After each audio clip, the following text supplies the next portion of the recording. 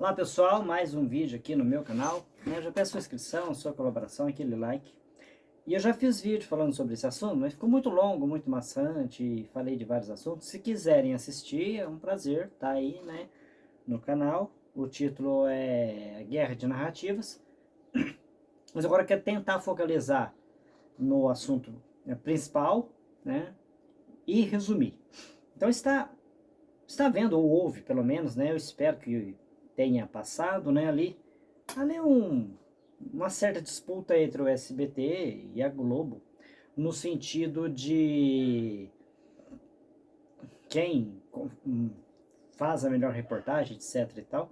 Me parece que nesse caso elas foram meio que opostas, né, não totalmente, e aí gerou aquele embate, porque agora tem rede social, né, então uns dizendo, olha, o SBT dá a informação correta, olha, a Globo dá a informação correta, quando na verdade, se você analisar a fundo, ambas as informações estavam corretas, né?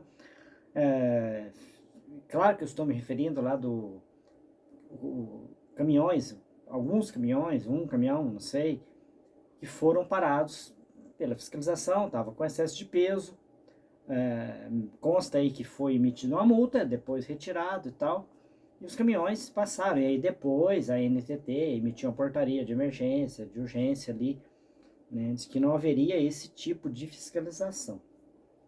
Então, claro, aí você tem que levar em consideração o seguinte, o SBT, pelo que parece aí, deu aquele furo de reportagem.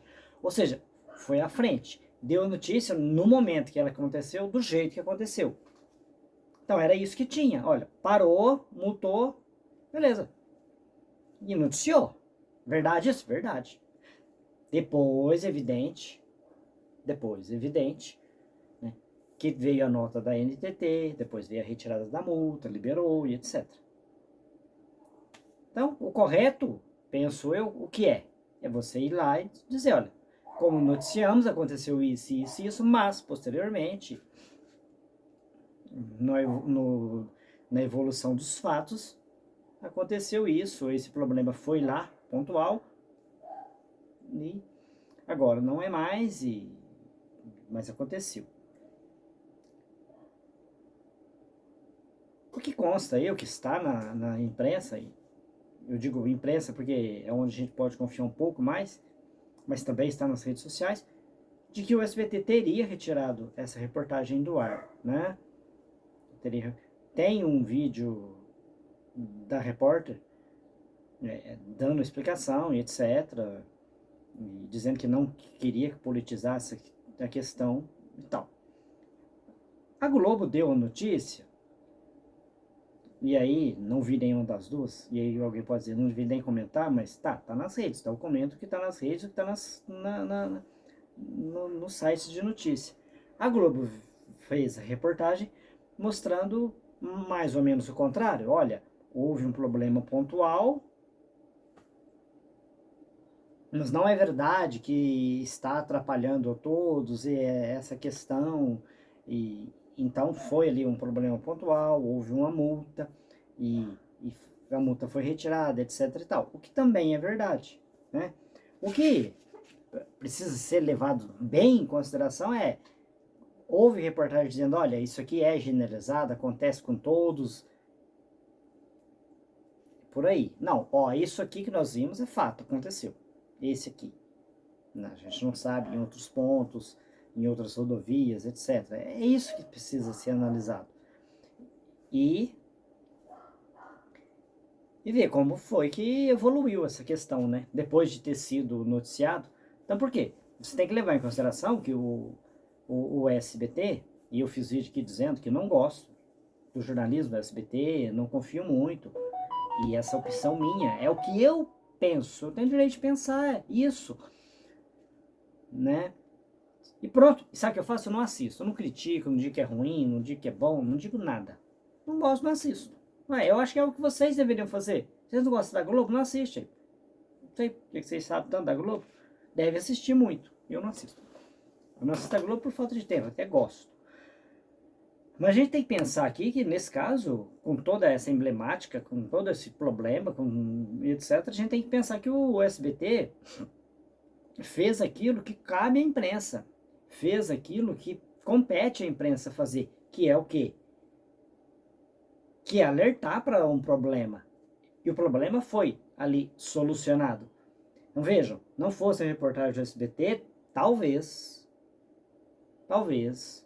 isso não viesse a público e esses problemas, mesmo que pontuais, continuariam acontecendo, o que não é bom, o que evidentemente não deve acontecer. Então tem que ter essa questão. Bom, mas aí você vai dizer, então a reportagem da Globo foi inútil. Não. Se a emissora lá não esclareceu posteriormente o fato, eu já não sei se esclareceu ou não, a da Globo foi útil para dizer, olha, evoluiu para isso, isso foi solucionado. E não era algo generalizado. Certo? Certo. Lá em 2010 eu assisti a televisão. Em 2010 eu assisti a questão da bolinha de papel, né? Que foi um outro ali também, uma meia que confusão ali. O SBT divulgou a questão da bolinha de papel como sendo o único episódio ocorrido. E a Globo noticiou que teria tido a ocorrência da bolinha de papel, né, com uma fita crepe posterior. E como eu não expliquei, acho que vocês não estão entendendo nada, né? Eu me refiro ao candidato à época José Serra, que concorria contra a Dilma Rousseff, né? Ele era o candidato do PSDB, ela do PT, né? Então era quem disputava a eleição de fato lá em 2010. E o presidente Lula, infelizmente, à época, errou e veio a público dizer, né, o Serra fazendo teatro, não foi essa palavra que ele usou, né, ele usou outra palavra lá e tal, mas ele bem que ironizou lá o fato de ele ter levado uma bolinha de papel na cabeça e tal, e quando ele afirma que, pelo contrário, né, ele um objeto pesado lá e tal, dizem ter sido um rolo de fita crepe, e ele passou por um médico. E, infelizmente, o Lula, à época, tentou até desqualificar o médico, porque o médico tinha trabalhado com o Zé Serra quando era ministro da Saúde. É claro, olha, veja bem, você tem um médico que é amigo seu, que trabalha com você. E se você precisa de atendimento médico, você vai procurar quem? O desconhecido ou o seu amigo? Então não tinha nada de errado. O presidente Lula criticou isso à época. E aqui vai uma questão que eu considero importante, porque a imprensa, de modo geral, à época, né, a grande imprensa, teve gente que criticou, por exemplo, a revista Veja e tal.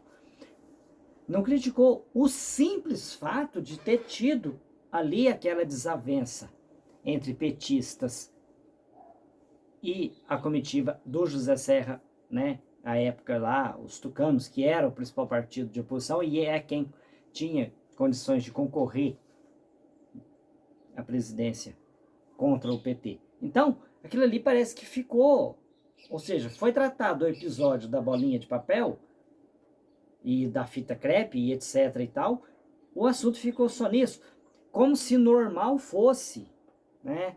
Quando um determinado partido está fazendo uma caminhada, está fazendo a panfletagem, que o outro adversário venha de encontro e provoque confusão.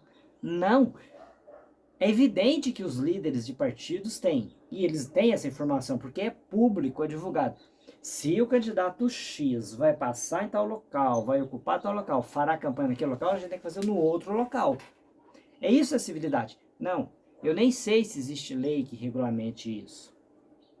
Mas é evidente que a gente encontra aí meios para punir, por exemplo, quem causa arruaça.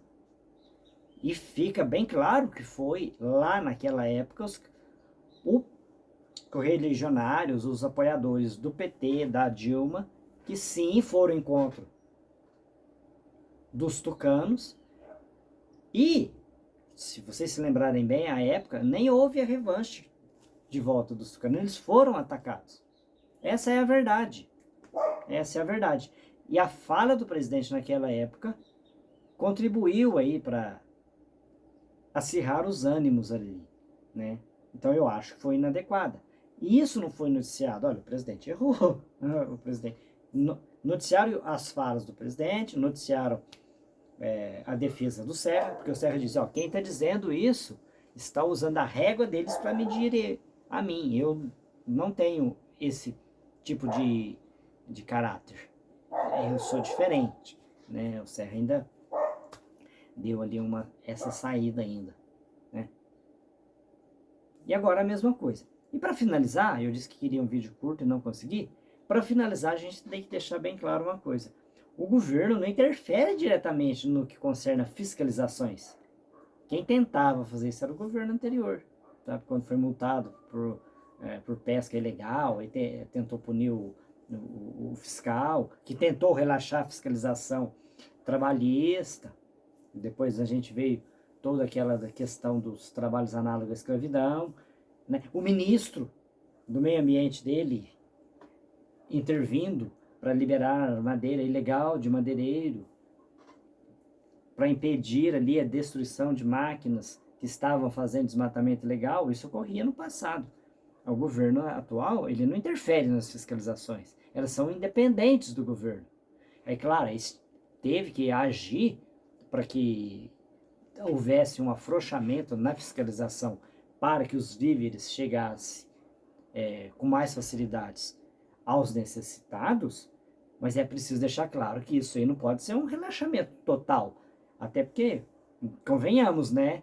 Se você de fato abrir as porteiras, e usando aqui as falas do ministro lá do meio ambiente do governo passado, né? Aí a boiada passa, né? E nessa boiada pode passar coisa ruim, né? Imagine, nós estamos tendo ajuda de países, né, de outros países. Por exemplo, o Uruguai, né, tem essa ilação de que o governo teria recusado a ajuda do Uruguai. Não, não ajudou, não recusou. Não recusou, teve ajuda lá. Uma aeronave não teria condições de ser utilizada, não tinha estrutura para usar uma das aeronaves, mas aqui era possível, está sendo usado, sim, claro. Aí tem aquela questão, né? Se você vai abrir, já pensou, abre as fronteiras, vocês acham que vai passar só coisas boas? Somente doações? Você relaxa 100% a fiscalização? Então é preciso pensar nisso também, que a fiscalização, ela não pode ser burocrática do ponto de atrapalhar que as doações cheguem, mas também não pode ser abrir a porteira 100%, porque coisas ruins podem acontecer. É bom pensar nisso também. O importante é que as doações realmente cheguem a quem realmente necessita o quanto antes.